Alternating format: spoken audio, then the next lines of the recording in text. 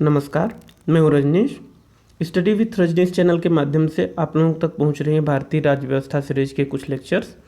आज की चर्चा का विषय है समता का अधिकार। समता यानी समानता। यहाँ पर हम समता से तात्पर्य समानता के अधिकार से लेंगे, जो भारतीय संविधान के भाग 3 में दी हुई हैं। तो आइए शुरू करते हैं। भारतीय संविधान के भाग 3 में अनुच्छेद 14 से लेकर के 18 तक समानता के अधिकार या समता के अधिकार के विषय में चर्चा की गई है। सबसे पहले देखते हैं कि वह कौन कौन सी बातें हैं जो समानता के अधिकार में दी गई हैं। अनुच्छेद 14 विधि के समक्ष समता और विधियों का समान संरक्षण की बात करता है। अब यहाँ पर यह दो महत्वपूर्ण शब्द हैं, विधि के समक्ष समता और विधियों का समान संरक्षण। तो दोनों को अलग अलग देखना पड़ेगा। प्रत्येक व्यक्ति, चाहे नागरिक हो अथवा विदेशी अथवा सांविधिक निगम, कंपनियां, पंजीकृत समितियां या किसी अन्य तरह का विधिक व्यक्ति, उसे विधि का समान संरक्षण प्राप्त होगा और कानून सबके लिए समान होगा। अब यहाँ पर महत्वपूर्ण बात यह है, हमने शुरू में ही चर्चा की थी कि मौलिक अधिकारों में से कुछ अधिकार ऐसे हैं जो केवल नागरिकों को प्राप्त हैं और कुछ अधिकार ऐसे हैं जो नागरिकों, विदेशी व्यक्तियों और विधिक व्यक्तियों जैसे किसी कंपनी को अगर किसी कानूनी रूप से व्यक्ति का दर्जा प्राप्त है अथवा कोई ऐसी संस्था है उसे व्यक्ति का दर्जा प्राप्त है, तो इन विधिक व्यक्तियों को भी यह अधिकार प्राप्त होते हैं। तो समता का जो अधिकार है वह ऐसा अधिकार है जो न केवल नागरिकों को बल्कि विदेशियों और विधिक व्यक्तियों को भी प्राप्त है। इसमें दो बातें महत्वपूर्ण हैं। पहला है विधि के समक्ष समता, अर्थात कानून के सामने सारे लोग बराबर होंगे। कानून के समक्ष न्याय के लिए अथवा पद एवं पुरस्कार के वितरण के लिए अथवा दंड के वितरण के लिए किसी भी तरह से कानून के समक्ष कोई भी व्यक्ति छोटा या बड़ा नहीं होगा, कोई भी व्यक्ति गरीब या अमीर नहीं होगा, अर्थात किसी भी व्यक्ति को किसी प्रकार का विशेषाधिकार नहीं प्राप्त होगा। दूसरी बात इसमें है विधियों का समान संरक्षण। विधियों का समान संरक्षण अर्थात कानून प्रत्येक व्यक्ति को समान भाव से संरक्षण प्रदान करेगा। एक तो कानून सबके ऊपर बराबर लागू होगा और दूसरा है कानून सबको समान भाव से संरक्षण प्रदान करेगा। ये जो विधि के समक्ष समता शब्द है यह ब्रिटिश परंपरा से लिया गया है। जो इंग्लैंड के कानून में पहले से व्याप्त है वह ब्रिटिश मूल का विचार है। इसमें 3 बातें महत्वपूर्ण हैं। पहली, विशेषाधिकारों की अनुपस्थिति, अर्थात जहाँ पर विधि के समक्ष समता लागू होगी, यानी भारतीय संविधान के अनुसार भारत में विधि के समक्ष समता का अगर कानून लागू है तो यहाँ पर किसी भी वर्ग को विशेषाधिकार नहीं प्राप्त होगा, किसी भी व्यक्ति को किसी भी प्रकार के विशेषाधिकार नहीं प्राप्त होंगे। दूसरा, साधारण विधि न्यायालय के तहत सभी व्यक्तियों के लिए व्यवहार, अर्थात सब व्यक्तियों के लिए एक ही प्रकार का न्यायालय होगा। साधारण विधि न्यायालय जो होगा, जो कानून को लागू करेगा, जो कानून पर न्याय प्रदान करेगा, वह सभी व्यक्तियों के लिए समान होगा, अर्थात एक ही तरह का व्यवहार करेगा। अब ऐसे में एक उदाहरण की यहाँ पर आवश्यकता है। फ्रांस में प्रशासनिक न्यायालय अलग होते हैं और सामान्य विधि न्यायालय अलग होते हैं। भारत में ऐसी कोई व्यवस्था नहीं है। भारत में प्रत्येक व्यक्ति, जो चाहे वो प्रशासनिक अधिकारी हो, चाहे वो राजनेता हो, चाहे वो किसी संवैधानिक पद पर हो या सामान्य जनता हो, वह प्रत्येक व्यक्ति विधि से उसी प्रकार विधि उसके ऊपर, कानून उसके ऊपर उसी प्रकार लागू होगा। तीसरा है कोई व्यक्ति विधि के ऊपर नहीं है। यह बहुत ही महत्वपूर्ण है। जो विधि का शासन है उस पर उसका ये तीसरा तत्व है कि कोई व्यक्ति विधि के ऊपर नहीं, अर्थात कानून सबके ऊपर लागू होगा, कानून से ऊपर कोई व्यक्ति नहीं है।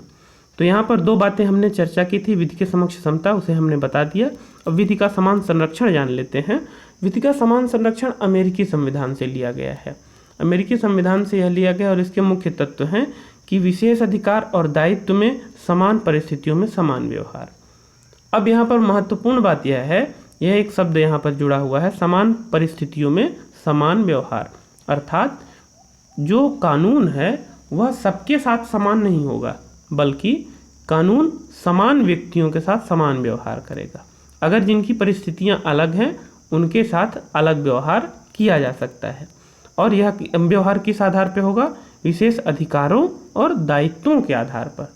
जब दायित्वों या और अधिकारों की बात होगी उस समय समान व्यक्तियों के बीच समान व्यवहार किया जा सकेगा। एक साधारण सा उदाहरण इसमें समझ लेते हैं कि अगर नौकरी पेशा लोगों के लिए कोई कानून बनाया जाए तो वह सामान्य जनता जो नौकरी पेशा लोग नहीं हैं उनसे अलग होगा। अर्थात वह प्रत्येक व्यक्ति जो नौकरी कर रहा है, जॉब कर रहा है, गवर्नमेंट जॉब में है, उस व्यक्ति के लिए कानून उन लोगों के बीच बनाया जाएगा, समान व्यक्तियों के बीच समान व्यवहार किया जाएगा और इस तरह से यह विधि का समान संरक्षण। दूसरा क्या है, समान विधि के अंतर्गत सभी व्यक्तियों के लिए समान नियम, कानून सबके लिए एक होगा और उसके अंतर्गत समान नियम बनाए जाएंगे, बिना भेदभाव के समान के साथ समान व्यवहार, अर्थात किसी भी प्रकार का भेदभाव नहीं किया जाएगा। तो अमेरिकी संविधान से यह विधियों का समान संरक्षण का ये जोड़ा गया है, अनुच्छेद 14 में जोड़ा गया है। अनुच्छेद 14 में विधि का शासन संविधान का मूल तत्व है और इसे संशोधन के द्वारा भी समाप्त नहीं किया जा सकता। उच्चतम न्यायालय ने अपने निर्णय में यह निर्धारित किया है कि जो विधि का शासन है यह तत्व संविधान का मूल तत्व है और संशोधन करके इसे समाप्त नहीं किया जा सकता। अब यहाँ पर दो परिस्थितियाँ होती हैं, पहली तो एक व्यक्ति का शासन अथवा संस्था का शासन और दूसरा विधि का शासन। भारत में व्यक्ति या संस्था का शासन नहीं है, बल्कि भारत में विधि का शासन लागू है। प्रत्येक व्यक्ति, चाहे वह कार्यपालिका का अंग हो, विधायिका का अंग हो, प्रत्येक व्यक्ति को कानून का पालन करना ही पड़ेगा। अर्थात व्यक्ति का शासन यहाँ पर नहीं होगा बल्कि कानून का शासन होगा। अब यह जो विधि का शासन है या विधि का समान जो संरक्षण है, इसके कुछ विधि के समक्ष समता का जो नियम है, इसके कुछ अपवाद भी हैं। उन अपवादों के बारे में चर्चा कर लेते हैं। जैसे पहला अपवाद तो यह है कि विधि के समक्ष समता राष्ट्रपति और राज्यपाल को जो विशेषाधिकार प्राप्त है उन पर लागू नहीं होती है। हमने अभी चर्चा की कि प्रत्येक व्यक्ति के साथ समान व्यवहार किया जाएगा, किंतु राष्ट्रपति और राज्यपाल को विशेषाधिकार प्राप्त हैं और वह विशेषाधिकार इस विधि के समक्ष समता से अलग हैं, उससे विपरीत हैं। इसके बाद भी वह अवैध नहीं है। तो यह विशेषाधिकार कौन कौन से, आइए उन पर चर्चा कर लेते हैं। पहली बात तो कार्यकाल के दौरान दिए गए निर्णयों के संदर्भ में राष्ट्रपति और राज्यपाल दोनों को यह छूट प्राप्त है कि वह अपने कार्यकाल के दौरान जो भी निर्णय लेंगे उस निर्णय के लिए उन्हें बाद में या उस समय किसी भी प्रकार से न्यायालयी कार्रवाई अथवा सजा के लिए, दंड के लिए या उनके ऊपर वह उत्तरदायित्व तो नहीं होगा। क्योंकि आपको पता होगा कि राष्ट्रपति और राज्यपाल यह अपनी मर्जी से नहीं बल्कि वास्तविक रूप से जो कार्यपालिका है, मंत्रिमंडल के सदस्य हैं, प्रधानमंत्री और मुख्यमंत्री, इनकी सलाह पर कार्य करते हैं। तो इसलिए राज्यपाल और राष्ट्रपति को यह विशेषाधिकार प्राप्त है कि इनके ऊपर उनके निर्णयों के लिए, कार्यकाल के दौरान लिए गए निर्णयों के लिए किसी भी प्रकार का वाद, किसी भी तरह का आरोप नहीं लगाया जाएगा। दूसरा, इस तरह का इन्हें विशेषाधिकार प्राप्त है। दूसरा विशेषाधिकार है दंडिक प्रक्रिया के संबंध में। दंडिक प्रक्रिया का मतलब होता है दंड देने की प्रक्रिया। राज्यपाल और राष्ट्रपति के ऊपर न्यायालय में कोई भी ऐसी दंडिक प्रक्रिया शुरुआत नहीं की जाएगी, दंडिक प्रक्रिया चालू नहीं रखी जाएगी, अथवा चालू है तो उसे बरकरार माने उसे जारी नहीं रखा जाएगा। अर्थात न्यायालय के द्वारा राष्ट्रपति और राज्यपाल के ऊपर कोई भी अभियोग नहीं लगाया जाएगा। तीसरा है कारावास के संदर्भ में। कारावास के संदर्भ का मतलब है कि उनके ऊपर कोई भी उन्हें दंड देना, उनके ऊपर किसी भी तरह का जेल जाने इत्यादि जैसे न्यायालय की प्रक्रिया भी लागू नहीं होगी।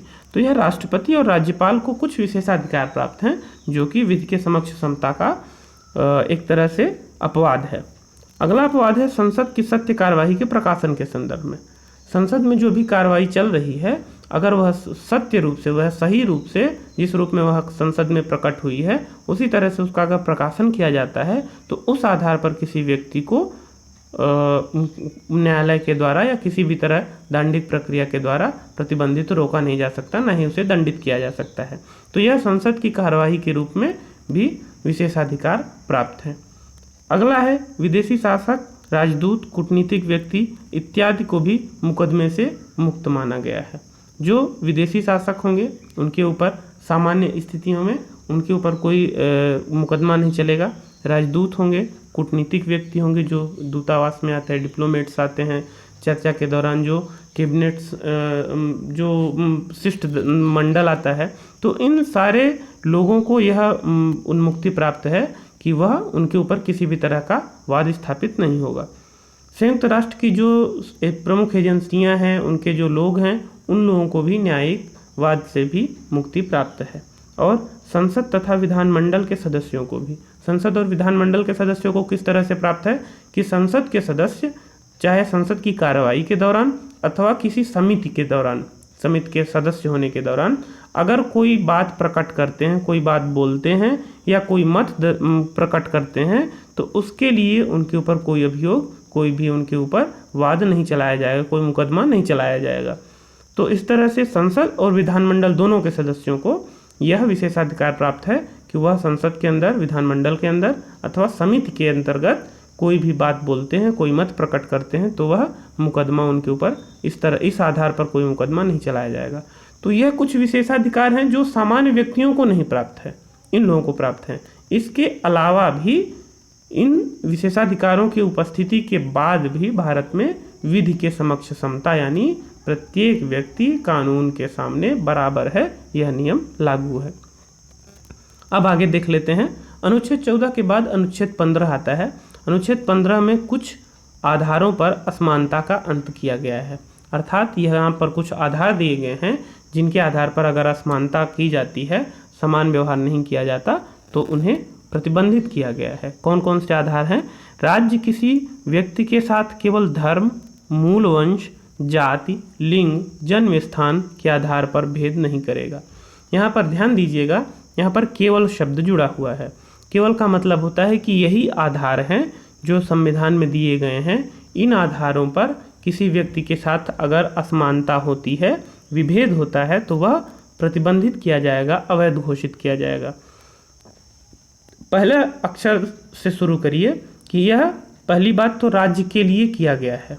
राज्य के लिए, राज्य के प्रति यह कहा गया है कि राज्य ऐसा नहीं करेगा। क्या नहीं करेगा?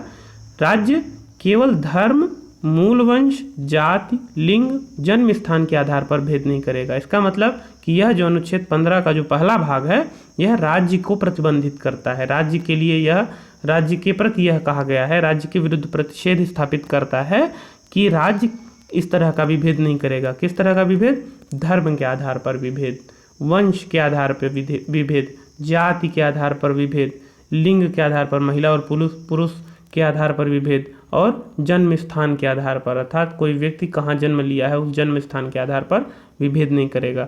तो यह अनुच्छेद 15 जो है वह इस बात के लिए राज्य को प्रतिबंधित करता है।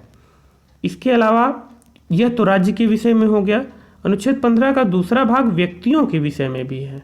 जो व्यक्ति इस आधार पर अगर कोई किसी भी तरह की असमानता करते हैं, तो उनके विषय में यह कहा गया है कि यह जो आधार दिए गए हैं, धर्म, मूल वंश, जाति, लिंग एवं जन्म स्थान, इन आधारों पर किसी व्यक्ति को दुकानों में, सार्वजनिक भोजनालयों में, होटल में और सार्वजनिक मनोरंजन के स्थान पर प्रवेश से नहीं रोका जा सकता। अर्थात जो भी सार्वजनिक जगहें हैं जहाँ पर कोई व्यक्ति प्रवेश कर सकता है, वहाँ पर किसी व्यक्ति को उसकी जाति के आधार पर नहीं रोका जा सकता, अथवा किसी व्यक्ति को धर्म के आधार पर नहीं रोका जा सकता, किसी व्यक्ति की क्षेत्रीयता या उसके जन्म स्थान के आधार पर उसे नहीं रोका जा सकता। आपने इस तरह के भेदभाव के कई सारे उदाहरण देखे होंगे।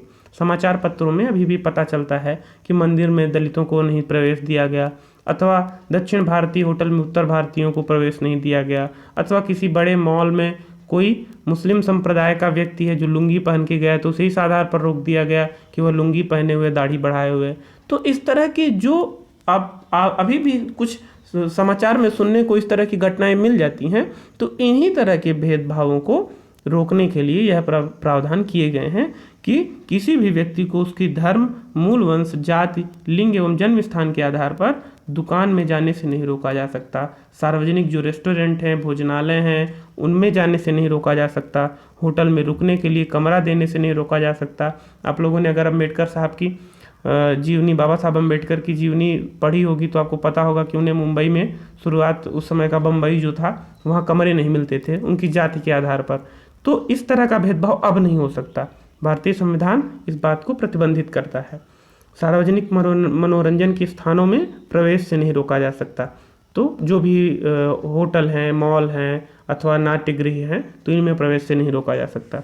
इसके अलावा सार्वजनिक कुओं के इस्तेमाल से नहीं रोका जा सकता। तालाब के इस्तेमाल से नहीं रोका जा सकता। स्नान घाटों पर यह नहीं कहा जा सकता कि आप किसी जाति या धर्म के हैं तो इस घाट पर स्नान नहीं कर सकते। तो सार्वजनिक जगहों पर किसी भी तरह का प्रयोग करने से या प्रवेश करने से अगर किसी व्यक्ति को इन आधारों पर रोका जाता है तो ये आधार यह जो भारतीय संविधान के अनुच्छेद 15 है उसे अवैध घोषित करता है और उसके लिए दंड की भी व्यवस्था की गई है। उसकी चर्चा हम आगे करेंगे। अब इनमें से दो बातें आपको समझ में आई होंगी कि किसी व्यक्ति के साथ भेदभाव नहीं किया जा सकता और प्रत्येक व्यक्ति समान है। फिर भी इस अनुच्छेद के भी कुछ अपवाद हैं। प्रत्येक व्यक्ति को समान मानने के साथ भी कुछ अपवाद इसमें लागू होते हैं। जैसे एक अपवाद तो यह है कि बच्चों और महिलाओं के कल्याण के लिए अगर राज्य कोई विशेष नियम बनाता है तो यह नहीं माना जाएगा कि वह बाकी लोगों के साथ राज्य भेदभाव कर रहा है। मान लीजिए छोटे बच्चों के कल्याण के लिए, जैसे मान लीजिए 14 वर्ष तक की आयु के बच्चों की फीस माफ़ अगर कर दी गई, तो अगर ऐसा कोई कानून है तो इसका यह मतलब नहीं कि 14 वर्ष की ऊपर के आयु के लोगों के साथ यह भेदभाव है।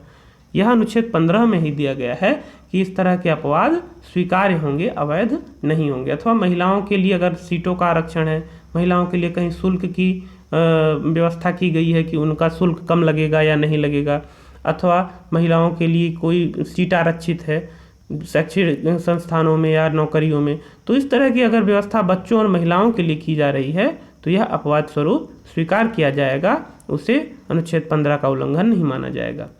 इसके अलावा सामाजिक और शैक्षणिक रूप से पिछड़े वर्गों के लिए, अनुसूचित जाति एवं जनजातियों के कल्याण के लिए भी अगर राज्य कोई विशेष प्रावधान करता है तो उसे भी राज्य के द्वारा किया गया भेदभाव नहीं माना जाएगा। अब कौन कौन से प्रावधान राज्य करता है? राज्य आरक्षण की व्यवस्था लागू करता है। सीटों में आरक्षण होती है, शैक्षणिक संस्थानों की सीटों में, नौकरियों में आरक्षण, अथवा सीटें आरक्षित करने का जो व्यवस्था है, जैसे लोकसभा और विधानसभा के चुनावों में आरक्षण, अथवा शुल्क में छूट, किसी जाति या किसी वर्ग के लोगों को शुल्क में छूट अगर प्रदान की जाए, तो इस तरह से अगर उनके विकास के लिए, उनके उन्नयन के लिए राज्य कोई कल्याणकारी योजना के तहत यह कार्य करता है, भेदभाव उसे नहीं माना जाएगा। तो यह अनुच्छेद 15 के कुछ अपवाद हैं। अब अनुच्छेद 15 के बाद आता है अनुच्छेद 16। अनुच्छेद 16 में दिया गया है लोक नियोजन में अवसर की समानता। यहाँ पर लोक नियोजन का मतलब है सरकारी किसी भी तरह का पद, चाहे परमानेंट हो या स्थायी हो अथवा अस्थायी हो, दोनों तरह के पदों में अगर व्यक्तियों को नियोजित करना है, जोड़ना है, तो वह पद प्रदान करने में सबको समान अवसर मिलेगा। अब यहाँ पर पदों की गारंटी नहीं है बल्कि अवसर की समानता है। किसी भी व्यक्ति को अवसर देने से मना नहीं किया जा सकता। बाद में वह अपनी योग्यता, अपनी मेरिट के आधार पर उस पद को प्राप्त कर सकता है। तो राज्य के अधीन किसी भी पद पर नियुक्ति के लिए प्रत्येक नागरिक को अवसर की समानता होगी। यह अनुच्छेद ध्यान रखिएगा कि यह केवल भारतीय नागरिकों को प्राप्त है, विदेशी व्यक्तियों को प्राप्त नहीं है। यद्यपि कुछ ऐसे पद भी होते हैं जिनमें कि तिब्बती शरणार्थियों को, नेपाल के लोगों को, भूटान के लोगों को, भूटान और नेपाल के नागरिकों को भी सरकारी नौकरियों में आवेदन करने का मौका दिया जाता है।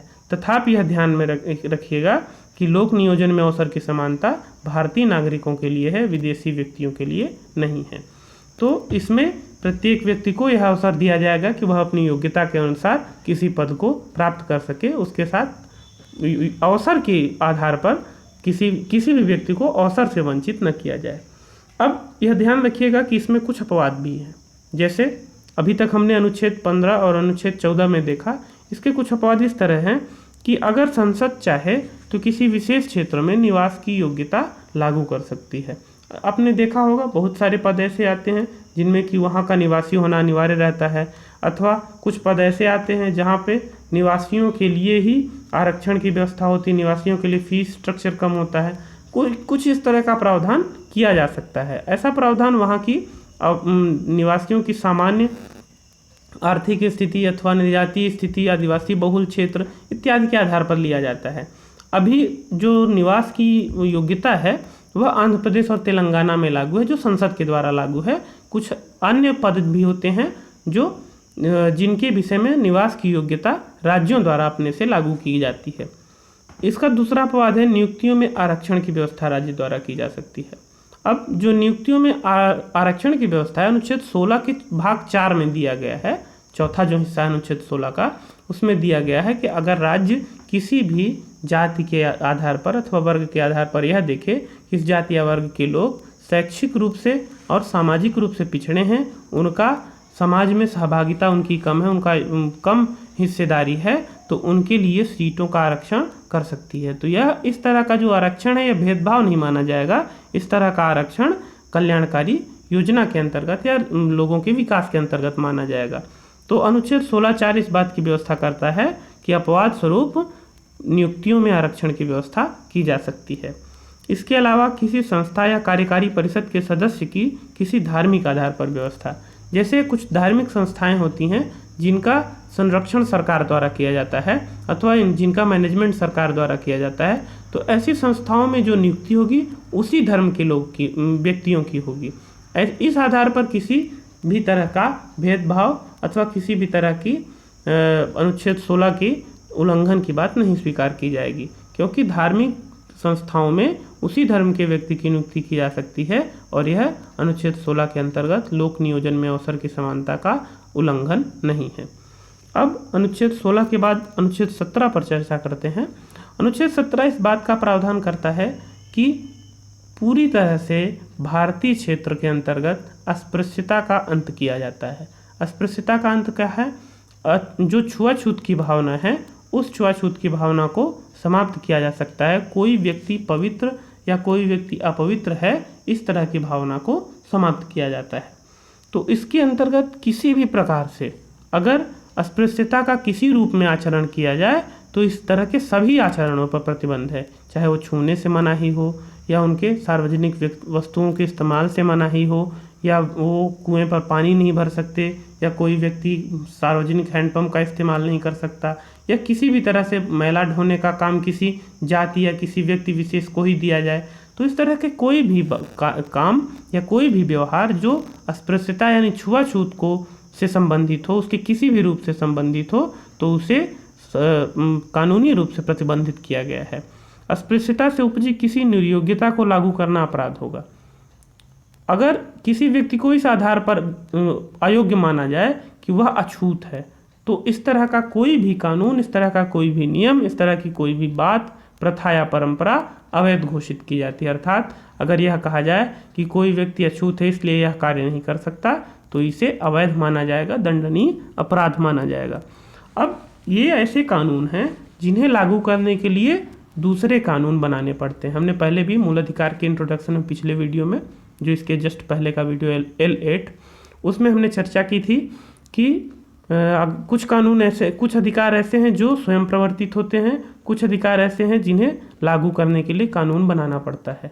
तो यह अस्पृश्यता का अंत जो अधिकार है, इसे लागू करने के लिए 1955 नागरिक अधिकार संरक्षण अधिनियम पारित किया गया था, जिसे बाद में परिवर्तित करके संशोधन करके अस्पृश्यता अपराध अधिनियम जो था उसे संशोधित करके नागरिक अधिकार संरक्षण अधिनियम बना दिया गया।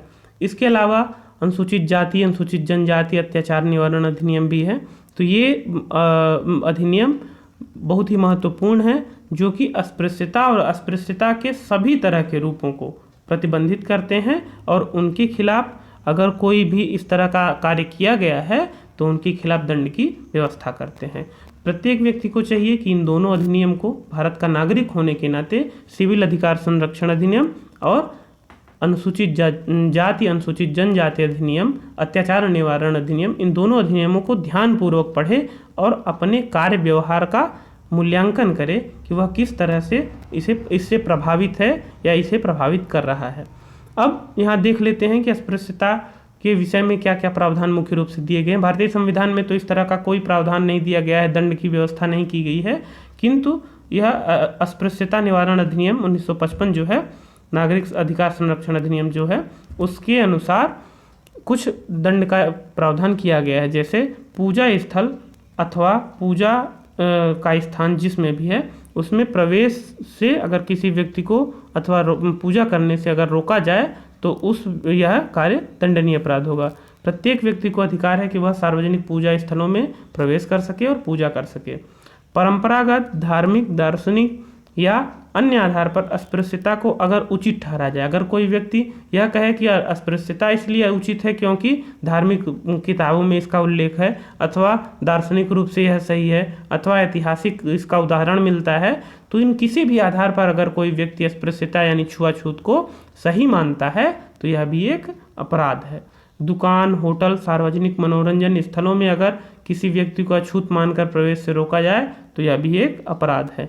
अस्पृश्यता के आधार पर अनुसूचित जाति के किसी व्यक्ति की बेइज्जती की जाए तो यह अपराध है और यह विशेष रूप से दंडनीय है। अस्पतालों, शैक्षणिक संस्थानों, होटल इत्यादि में अगर सार्वजनिक प्रवेश हो और उसे रोका जाए कि कोई व्यक्ति अस्पृश्य है, अछूत जाति का है, तो उसे इस तरह से रोकना दंडनीय अपराध है। किसी व्यक्ति को सामान्य सेवाएं अथवा वस्तुएं देने से अगर इनकार किया जाए, मना किया जाए, अगर कोई दुकानदार है या कोई व्यक्ति जो सेवा प्रदान करता है, डॉक्टर है, शिक्षक है या वकील है, किसी व्यक्ति को इसलिए कोई सेवा या वस्तु नहीं देना चाहता कि वह अस्पृश्य है, अछूत है, तो यह भी एक दंडनीय अपराध है। और प्रत्यक्ष अप्रत्यक्ष रूप से किसी व्यक्ति को अगर अस्पृश्य कोई व्यक्ति मानता है या कोई संस्था मानती है, समाज का कोई भाग मानता है, तो उसे भी दंडनीय अपराध घोषित किया गया है। व्यक्ति के इस अधिकार को लागू करना राज्य का दायित्व। यह महत्वपूर्ण बात है कि अस्पृश्यता का जो निवारण है इसे राज्य का दायित्व है कि वह उसे कठोरतापूर्वक लागू करे, अच्छी तरह से लागू करे। अब समानता के अधिकार के अंतर्गत यह अंतिम अनुच्छेद है, अनुच्छेद 18। इसके बाद स्वतंत्रता का अधिकार शुरू हो जाता है। अनुच्छेद 18 में उपाधियों के अंत से संबंध में बात कही गई है। उपाधियों के अंत का मतलब है कि सेना अथवा शिक्षा संबंधी जितनी उपाधियां दी जाती हैं उनके अलावा अन्य किसी भी प्रकार की उपाधियां नहीं प्रदान की जाएंगी। तो सेना की उपाधियां जो भी दी जाती हैं, सेना में पद जो दिए जाते हैं, और शिक्षा संबंधी उपाधियां जो PhD अवार्ड होती है, PDF होता है, या फिर जो भी शिक्षा संबंधी उपाधियां प्रदान की जाती हैं, इन उपाधियों के अलावा अन्य किसी प्रकार की उपाधियां नहीं प्रदान की जाएंगी। तो यह इसके पहले होता क्या था, अंग्रेजी शासन के दौरान और राजवंशों के शासन के दौरान भी कुछ उपाधियां दी जाती थी, जैसे राय बहादुर, राज बहादुर, राय साहब, राज साहब, दीवान बहादुर, महाराजा, महाराजाधिराज। इस तरह की उपाधियां राज्य के द्वारा या अंग्रेज कंपनियों के द्वारा, ब्रिटिश शासन के द्वारा प्रदान की जाती थी। और इस तरह की उपाधियां समाज में भेदभाव उत्पन्न करती थी। क्यों? क्योंकि उपाधि प्राप्त व्यक्ति अपने आप को श्रेष्ठ समझता था और अन्य व्यक्तियों के साथ भेदभाव का व्यवहार करता था। तो इस तरह का अनुच्छेद 18 के दौरान सभी प्रकार की उपाधियां जो सेना और शिक्षा को छोड़ करके हैं, उन सभी उपाधियों को अंत कर दिया गया, उन उपाधियों को हटा दिया गया, सदैव के लिए प्रतिबंधित कर दिया गया। अब इसमें कुछ अन्य भी अधिनियम जुड़े हुए, अन्य बातें भी जुड़ी, जैसे कोई भारतीय व्यक्ति पहले तो सेना और शिक्षा संबंधी कोई उपाधि नहीं धारण करेगा, सेना और शिक्षा संबंधी उपाधि को छोड़कर कोई अन्य उपाधि नहीं धारण करेगा। इसके अलावा भारतीय नागरिक राज्य की अनुमति के बिना विदेशी उपाधि भी नहीं धारण कर सकता। अगर कोई दूसरे देश का व्यक्ति, किसी दूसरे देश के व्यक्ति या सरकार के द्वारा कोई उपाधि प्रदान की जाती है तो उसे ग्रहण करने के पहले राज्य की अनुमति लेना अनिवार्य है। कोई व्यक्ति जो विदेशी व्यक्ति है और भारतीय राज्य के अधीन लाभ या विश्वास के पद पर है, कोई ऐसा व्यक्ति जो विदेशी व्यक्ति है, भारतीय नागरिक नहीं है किंतु भारतीय सेवा में संलग्न है, लाभ के पद पर है, उसके लिए वह तनख्वाह प्राप्त करता है, वह व्यक्ति अगर उसे कहीं दूसरे देश से किसी भी प्रकार की उपाधि प्राप्त होती है तो उसके लिए ग्रहण करने के पूर्व से राष्ट्रपति की अनुमति लेनी पड़ेगी। अर्थात यह विदेशी व्यक्तियों पर भी लागू होता है। अगर कोई विदेशी व्यक्ति जो सरकार का काम कर रहा है वह उपाधि प्राप्त करने के पहले भारत के राष्ट्रपति से अनुमति लेगा।